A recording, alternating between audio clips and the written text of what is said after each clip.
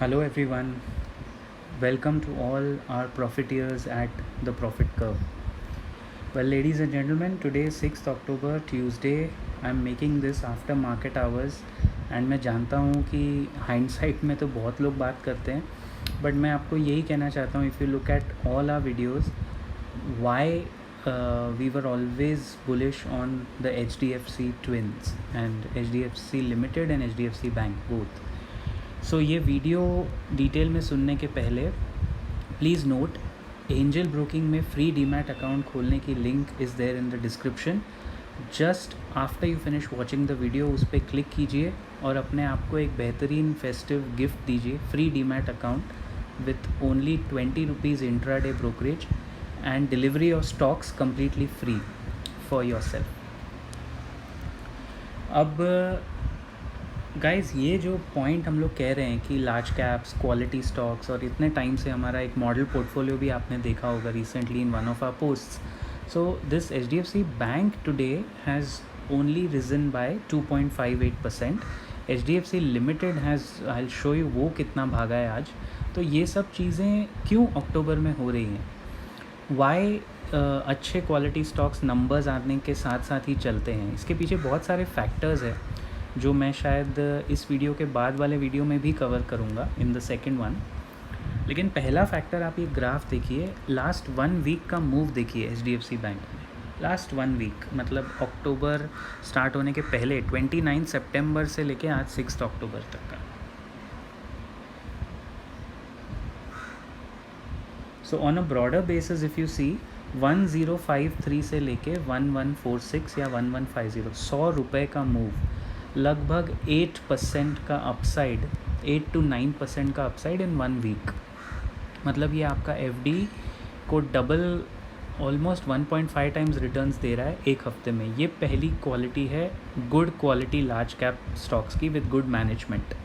अब HDFC के ज़रा फटाफट थोड़ा फाइनेंशियल्स पे नज़र डालते हैं.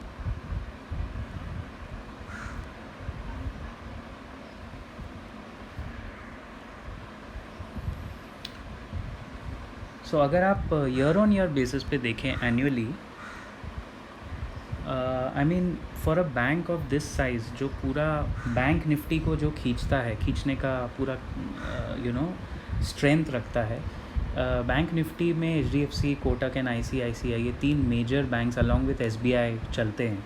अगर आप इसका रेवेन्यू देखिए और कंसिस्टेंसी देखिए, जो कंसिस्टेंट कंपाउंडर्स में आपको दिखती है कंपाउंडिंग स्टॉक्स में, कि बिटवीन, मैं अगर बोलूँ मार्च 2018 और मार्च 2020 में 50% का ग्रोथ इन टोटल रेवेन्यू है और लगभग उतना ही इन नेट इनकम है. I mean that is phenomenal growth numbers for a bank of this size.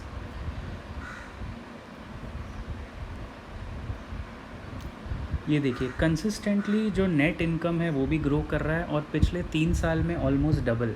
अच्छी कंपनीज़ की एक बात आप याद रखिए, एज़ पर रूल ऑफ 72, कि जो 22 या 24% पे ग्रो करती है company, so as per that rule of 72, जो कंपनी 24% पे ग्रो कर रही है वो 3 साल में डबल आपको परफॉर्म करते हुए दिखाएगी. उसका रेवेन्यू डबल होगा, उसका नेट प्रॉफिट डबल होना चाहिए 3 साल, 4 साल में. Every 3-4 years if a company doubles. So these kind of companies we need in our portfolio. And HDFC Bank तो हम कब से, मतलब I have been personally recommending with all disclaimers in the channel since many months.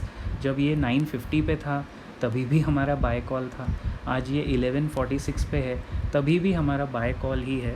Because देखिए होता क्या है कि आफ्टर द पैंडमिक हुआ क्या है, all the banks, banking and NBFC space पूरा कंसोलिडेट हो गया. सो जो मार्केट शेयर, मार्केट लीडर्स हैं उनके पास ज़्यादा आएगा. प्लस HDFC बैंक जब मनी कहीं से उठाते हैं तो वो सबसे कम भाव में उठाते हैं because they have the lion share in CASA accounts and their businesses. अच्छा, एक बार इसका टेक्निकल चार्ट भी ज़रा देख लेते हैं, फिर हम लोग HDFC लिमिटेड यानी जो ट्विंस दूसरी कंपनी है, पेरेंट कंपनी, उस पे जाएंगे. सो ओवरऑल सेंटिमेंट इसमें भी पहले आप जानते हो न्यूट्रल था और अभी बाय की तरफ दिख रहा है. RSI लेवल अभी देखिए बढ़ के पहले 45 था, अब 55 की तरफ आ रहा है। जैसे ही ये RSI लेवल आपको 60 की तरफ जाता हुआ दिखेगा, you will see an up move. That's point number 1। Point number 2 to watch out for is the Fibonacci point, जो हम हमेशा देखते हैं। फिबोनाची पॉइंट में रेजिस्टेंस 1 तो क्रॉस हो गया है, क्लोजिंग आज हुई है। ये रेजिस्टेंस 2 देखिए 1157 and the third resistance is 1203। 1200 रुपये का रेजिस्टेंस अगर ये तोड़ लेता है आने वाले क्लोजिंग में, तो आप समझिए कि once it crosses 1200 then there is no looking back for this company, for this stock. 1200 रुपये का लेवल तोड़ने के बाद में ये शायद पीछे मुड़ के नहीं दिखेगा। फिर आपको 1300-1400 के लेवल्स, जो हमारा वैसे भी इस पे पोजिशनल टारगेट है, वो काफ़ी हाई है विद द स्टैंडर्ड डिस्क्लेमर, तो वो लेवल्स आपको ये कंपनी दिखा सकती है। Because these are market leaders guys. मैं बार बार वो बात स्ट्रेस कर रहा हूँ कि ये चलेंगे तो 1.5-2 महीने में एक बार चलेंगे, लेकिन आपका पूरा साल का रिटर्न्स देके जाएंगे।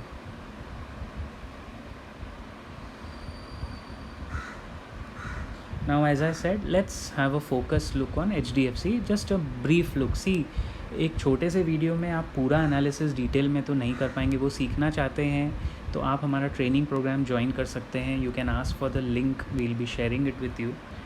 लेकिन आज इसका मूव देखिए आप, मैंने कहा ना लगभग 8% टुडे इंट्राडे। सो आज ही के दिन में ये इतना भागा है। सो HDFC की जो मार्केट कमेंट्री है, अभी अक्टूबर में सब कंपनीज़ के क्वार्टरली रिजल्ट्स आने वाले हैं। ये सब चीज़ें इस कंपनी के लिए पॉजिटिव दिख रही हैं। एंड इसका भी अगर मैं पेरेंट कंपनी के भी फाइनेंशियल्स अगर देखता हूँ on a year on year basis, तो मुझे देखिए उसी तरह का consistency bar graph, same consistency I can see even in the parent. And देखिए लगभग वही डबलिंग 2017 टू 2020 में वो डबल इफ़ेक्ट आपको दिख रहा है। देखिए नेट इनकम देखिए, ये जो मैं कह रहा था, ये 110 से लेके 214 तक ऑलमोस्ट डबलिंग इफ़ेक्ट आपको यहाँ भी दिख रहा है जो बैंक में था। तो अगेन गुड कंपनीज़ की ये खासियत है कि ये 3-3 साल में डबल हो सकते हैं in terms of net income. Plus इनका नेट प्रॉफिट मार्जिन देखिए for a bank, for a lending company 21% is so mouth watering कि मैं बता नहीं सकता। मतलब इससे बढ़िया मार्जिन, इससे बढ़िया प्रॉफिट मार्जिन्स आपको कहाँ मिलेंगे। दूसरा FIIs का होल्डिंग है गाइज, मैंने एक पिछले वीडियो में भी शायद आपको बताया था। The FIIs hold 37% in HDFC bank, which is pretty high, very high in fact. तो एक तरह से FIIs more than 1 out of 3 shares own करते हैं। तो ये बैंक तो चलना ही चलना है, क्योंकि कॉन्फिडेंस इतना ज़्यादा है मार्केट का इसके ऊपर। अगर मैं इनके भी ट्रेजेक्टरी देखूं तो देखिए HDFC लिमिटेड में आपको थोड़े मिक्स सिग्नल्स दिखते हैं, लेकिन बैंक में नहीं दिखते। Correct, because bank is the pied Piper, it's the cash cow of the group. और ये पूरे जो पैक है इसमें ज़रा देखते हैं, 2 सेल कॉल्स आपको ऑसिलेटर्स और ट्रेंड ऑसिलेटर्स में दिख रहे हैं। इसका RSI लेवल भी देखिए 50 पे है, ये न्यूट्रल पे है, ये अभी तक बाय जोन में नहीं गया है। और इसके जो पिवट पॉइंट्स हैं, जो रेजिस्टेंस है, ये बहुत क्लोज अपने रेजिस्टेंस के आसपास ही घूम रहा है। 1910 is the resistance and it is at 1920। तो अब देखने वाली बात यह होगी कि यहाँ से ये जो तीसरा इसका रेजिस्टेंस है 2009 रुपीज़ का, ये कब अगर ब्रेक होता है कन्विंसिंगली। सी व्हेनेवर वी से रेजिस्टेंस ब्रेक होना मतलब 3 या 4 क्लोजिंग डेज मार्केट क्लोजिंग्स में वो ब्रेक होना चाहिए। अब अगर वो हो जाता है then again the RSI will move and everything will move in this bank.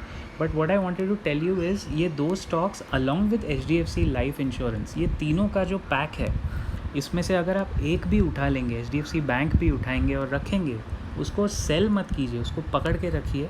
Because even from this level of HDFC bank जो आपने देखा 1140 1150, यहाँ से भी वो 1400-1500 तक 6 महीने में जा सकता है। Our standard disclaimer is there in the YouTube link, उसके साथ ही आप अपना कॉल लीजिए। गाइज़, मैं आपको वापस मिलता हूँ एक और वीडियो में talking about market movements post October, and वहाँ पे हम लोग फिर और डिटेल में बात करेंगे। एंजल ब्रोकिंग का लिंक वीडियो के डिस्क्रिप्शन में है, उस पर ज़रूर क्लिक कीजिए और अपने आप को एक फ्री डीमैट अकाउंट का गिफ्ट दीजिए। Keep profiting guys, I will see you around.